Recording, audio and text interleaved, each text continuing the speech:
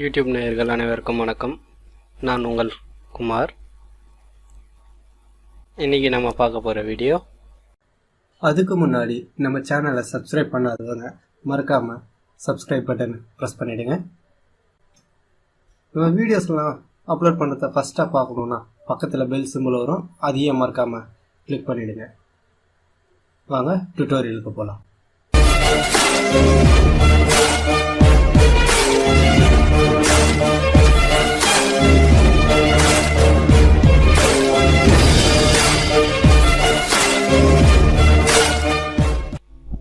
இன்றைக்கி நம்ம என்ன பார்க்க போகிறோன்னா, ஆதார் ஸ்டேட்டஸ் வந்து எப்படி செக் பண்ணுறது அப்படின்றத பற்றி தான் இப்போ நம்ம பார்க்க போகிறோம்.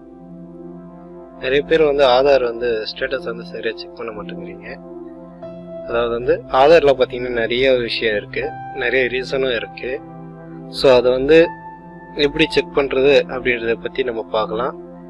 ஆதாரை பற்றி நீங்கள் இன்னும் தெரிஞ்சிக்கல அப்படின்னா இதுக்கு முன்னாடி நான் ஒரு வீடியோ போட்டிருக்கேன். அந்த வீடியோ வந்து ஓப்பன் பண்ணி பாருங்கள். வாங்க ஸ்டேட்டஸ் வந்து எப்படி செக் பண்ணுறது அப்படின்றத பற்றி பார்க்கலாம்.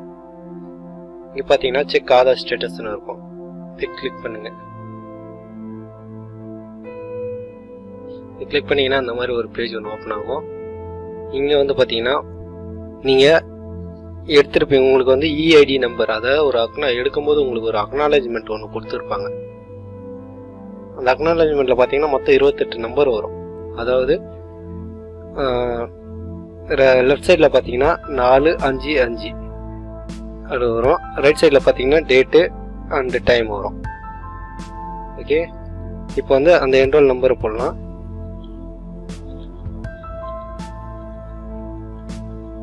இப்போ இந்த என்ரோல் நம்பரை போட்டாச்சு. நெக்ஸ்ட் வந்து டேட் அண்ட் டைமை போடுறேன். கொடுத்துட்டு இங்கே கேப்சா கோடு இருக்கும், இந்த கேப்சா கோடை கிளிக் பண்ணுங்க.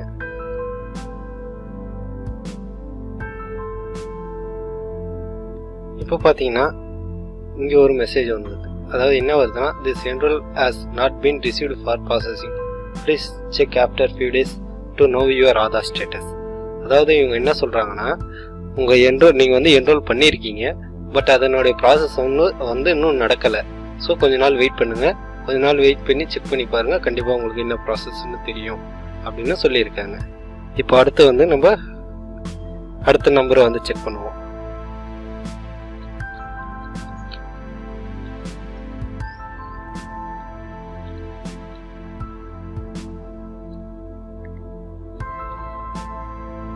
இப்போ நான் என்ரோல் நம்பரும் டேட் அண்ட் டைமும் கொடுத்தாச்சு, கேப்சா கோடும் கொடுத்துட்டு செக் ஸ்டேட்டஸ் கொடுக்குறேன்.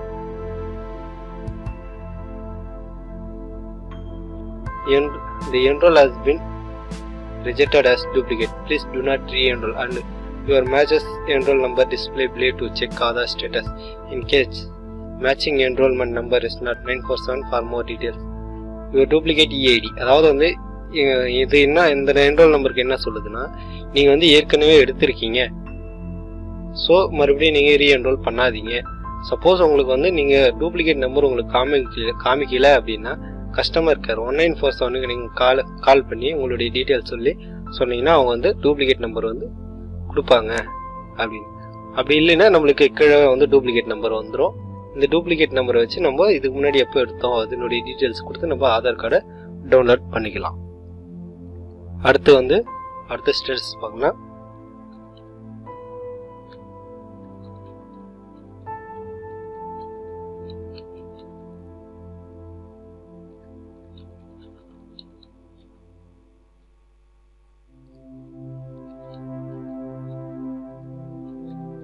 என்ரோல் நம்பர் போட்டு கேப்சா கோடு போட்டு செக் ஆதார் கொடுங்க, செக் ஸ்டேட்டஸ் கொடுங்க.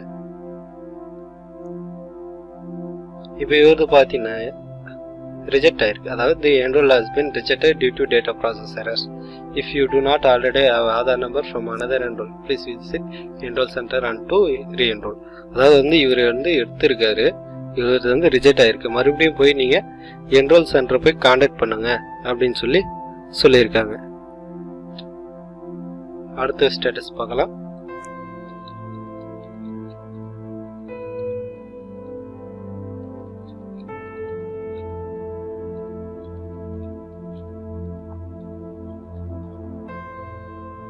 என்ரோல் நம்பர் போட்டு கேப்சா கோடு போட்டு செக் ஸ்டேட்டஸ் கொடுங்க.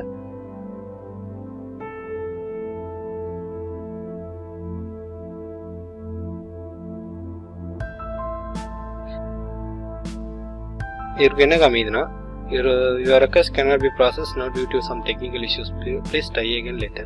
அதாவது வந்து இந்த ப்ராப்ளம் வந்து எதுக்கு வருதுன்னா, இவர் வந்து நிறைய முறை எடுத்திருப்பாரு. மோஸ்ட்லி பார்த்தீங்கன்னா மினிமம் 5 or 6 டைம்ஸ் எடுத்திருப்பாரு.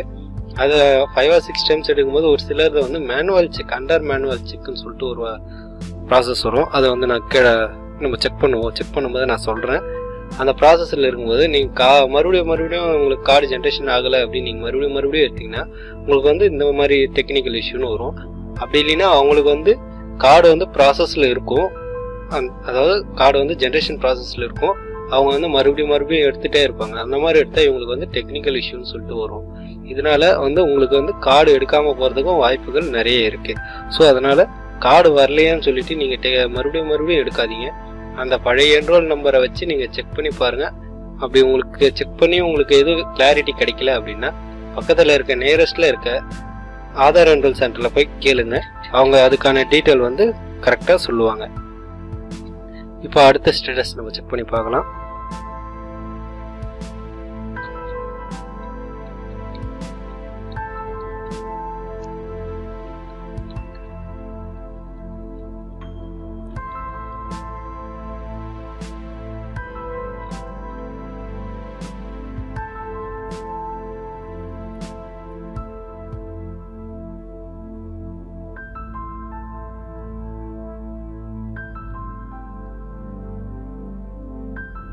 ஓகே, இது பார்த்தீங்கன்னா கார்டு வந்து ஜென்ரேஷன் ஆகிருக்கு.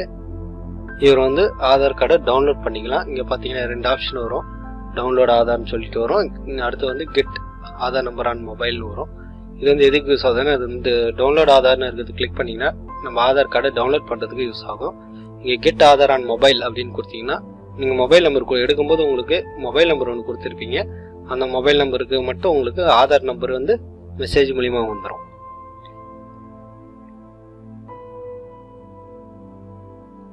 அடுத்து செக் பண்ணலாம். இப்போ இதுலேயே பார்த்தீங்கன்னா 15 days, அதாவது உங்களுக்கு கார்டு வந்து ப்ராசஸ் ஆகிருக்கும். 15 days டிக்கெட்டுன்னு சொல்லிட்டு ஒரு ஆப்ஷன் வரும். அது வந்து பயப்பட தேவையில்லை. அதுவும் கார்டு வந்து ஜென்ரேஷன் ஆகிருக்கு. ஆனால் வந்து கொஞ்ச நாளைக்கு உங்களுக்கு வந்து இது ப்ராசஸ் ஆகாது. நீங்கள் என்ன பண்ணாலும் உங்களுக்கு ப்ராசஸ் வந்து ப்ராப்பராக தெரியாது அப்படின்றது தான் அதுக்கு காரணமே. ஆனால் நீங்கள் டவுன்லோட் பண்ணிங்கன்னா உங்கள் கார்டு வந்து கரெக்டாக நீங்கள் டவுன்லோட் ஆகும். சப்போஸ் நீங்கள் கரெக்ஷன் பண்ணியிருந்த ஆதார் வந்து நீங்கள் என்ரோல் சென்டர் போய் கரெக்ஷன் பண்ணியிருப்பீங்க. அவங்க வந்து ப்ராசஸ் ஃபைல் பார்த்தீங்கன்னா ஒட்டு மொத்தமாக அப்லோட் பண்ணுவாங்க. அப்படி இருக்கும்போது உங்களுக்கு வந்து இந்த 15 days டிக்கெட் வந்து வரும். ஸோ அதனால பயப்பட தேவையில்லை. இதனால ஒன்றும் பிரச்சனையும் இல்லை. சரி, ஓகே, நம்ம அடுத்து செக் பண்ணலாம்.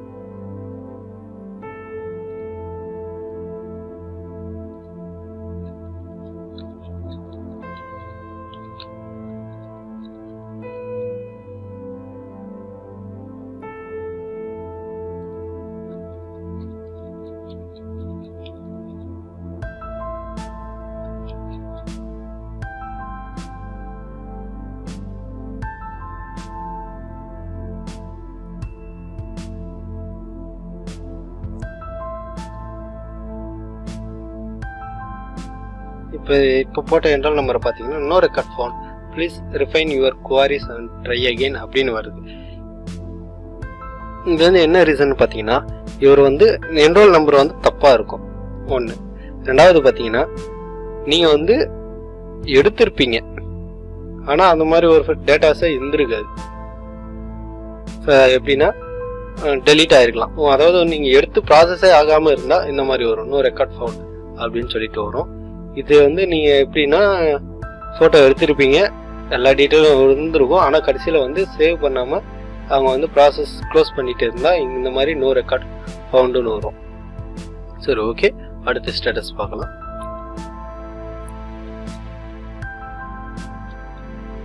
இப்போ பார்த்தீங்கன்னா எனக்கு வெறும் என்ரோல் நம்பர் மட்டும்தான் இருக்குது, டேட் அண்ட் டைம் கிடையாது. ஸோ நான் எப்படி ஸ்டேட்டஸ் செக் பண்ணுறது அப்படின்னு பார்க்கலாம்னா இப்போ இது வந்து என்ரோல் நம்பர் இருந்தாலே போதும். இதை வச்சே நம்ம ஸ்டேட்டஸ் வந்து செக் பண்ணலாம். டேட் அண்ட் டைம் வந்து எதுக்கு தேவைப்படுது அப்படின்னா, நம்ம ஆதார் கார்டு டவுன்லோட் பண்ணுறதுக்காக தான் டேட் அண்ட் டைம் தேவைப்படுது. ஸ்டேட்டஸ் செக் பண்ணுறதுக்கு வெறும் என்ரோல் நம்பர் மட்டும் இருந்தாலே போதும். நான் வெறும் இங்கே என்ரோல் நம்பர் மட்டும் போட்டு கேப்சா கோடு போட்டு செக் ஸ்டேட்டஸ் கொடுக்குறேன். இப்போ பார்த்தீங்கன்னா ஸ்டேட்டஸ் வந்து எனக்கு ஓப்பன் ஆயிடுச்சு. அதாவது வந்து என்ன ஸ்டேட்டஸ் வந்திருக்குன்னா, this Aadhaar number has been temporarily inactive. Please visit our enrol centre to update your biometric and activate the Aadhaar number. அதாவது இவங்க என்ன சொல்ல வராங்க அப்படின்னா, இவருங்க இந்த பர்சன் இந்த ரெசிடென்ட் பார்த்தீங்கன்னா குறைஞ்சது மினிமம் பார்த்தீங்கன்னா 10 டைம்ஸாவது எடுத்திருப்பாரு. அதாவது இவருக்கு வந்து ஃபர்ஸ்ட் எடுக்கும்போதே கார்டு ப்ராசஸ் ஆயிருக்கும். ஆனால் இவர் என்ன பண்ணியிருப்பாரு, எனக்கு கார்டு வந்து கைக்கு கிடைக்கல அப்படின்னு சொல்லிட்டு திரும்ப திரும்ப திரும்ப திரும்ப குறைஞ்சது 10 முறைக்காவது எடுத்திருப்பாரு. அந்த மாதிரி எடுக்கும்போது என்ன ஆகும்னா, இந்த மாதிரி டெம்பரரிலி inactive ஆகிடும், கார்டு வந்து பிளாக் ஆகிடும். அந்த கார்டை வந்து அன்பிளாக் பண்ணணும் அப்படின்னா நீங்கள் வந்து பக்கத்தில் இருக்க நியரஸ்டில் இருக்க என்ரோல் சென்டரில் போயிட்டு நீங்கள் உங்கள் பயோமெட்ரிக்கை அப்டேட் பண்ணணும். ஆனால் இதில் ஒரு சிக்கல் என்னன்னு கேட்டிங்கன்னா, உங்களுக்கு இது வரைக்கும் கார்டு கைக்கே கிடைக்கல அப்படின்னும் போது இந்த மாதிரி டெம்பரரிலி inactive வந்துச்சுன்னா நீங்கள் கார்டு எடுக்கிறதுக்கு ரொம்ப சிரமப்பட வேண்டியது இருக்கும். அதனால தயவு செஞ்சு உங்களுக்கு கார்டு வந்துருச்சா இல்லையா அப்படின்னு தெரிஞ்சுக்கணும் அப்படின்னா நீங்கள் அந்த பழைய எடுக்கும்போதே கொடுக்குறாங்க பார்த்தீங்களா என்ரோல் ஐடி, அந்த என்ரோல் நம்பரை வச்சு நீங்கள் ஸ்டேட்டஸ் வந்து ப்ராப்பராக செக் பண்ணுங்கள். அப்படி உங்களால் செக் பண்ண முடியல, இல்லை எனக்கு செக் பண்ண தெரியல அப்படின்னா நியரஸ்டில் இருக்க ஆதார் என்ரோல் சென்டரில் போயிட்டு நீங்கள் கான்டாக்ட் பண்ணிங்கன்னா அவங்க உங்களுக்கு என்ன ஸ்டேட்டஸ்ன்றதை ப்ராப்பராக உங்களுக்கு டிஸ்கிரிப்ஷன் கொடுப்பாங்க, விளக்கி சொல்லுவாங்க. சரி, ஓகே, அடுத்த ஸ்டேட்டஸ் பார்க்கலாம்.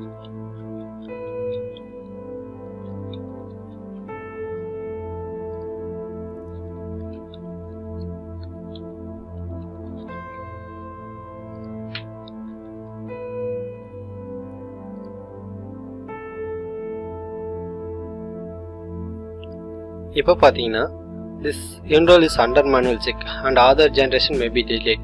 Please check again after few days. அதாவது இவங்க என்ன சொல்ல வராங்கன்னா, நீங்கள் உங்களுடைய ப்ராசஸ் வந்து நாங்கள் மேனுவலாக செக் பண்ணிட்டு இருக்கோம். ஸோ நீங்கள் கொஞ்ச நாள் வெயிட் பண்ணி மறுபடியும் செக் பண்ணி பாருங்க அப்படின்றாங்க. இந்த மாதிரி அண்டர் மேனுவல் செக் அப்படின்னு வந்துச்சுன்னா மினிமம் பார்த்தீங்கன்னா 1 days, அதாவது நீங்கள் எடுத்ததுலேருந்து 90 நாள் வரைக்கும் அதுக்கு டைம் இருக்குது.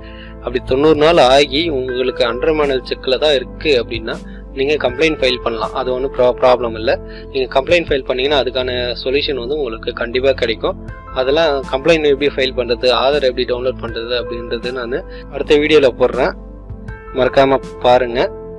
அடுத்து இன்னொரு விஷயம் சொல்ல மறந்துட்டேன்.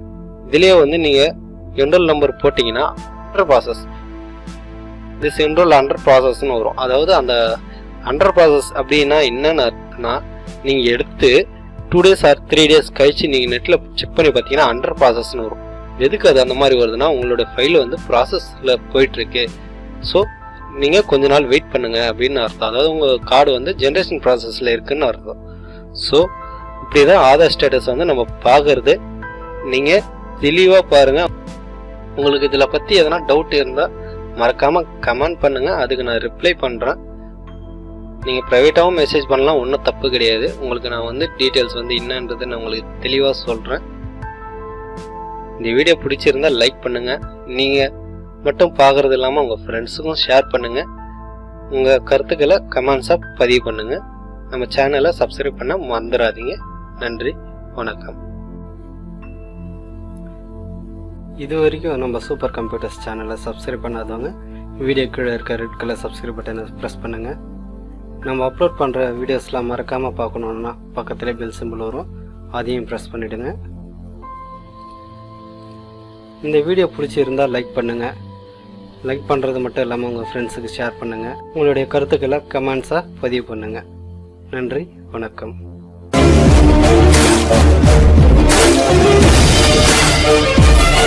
Thank you.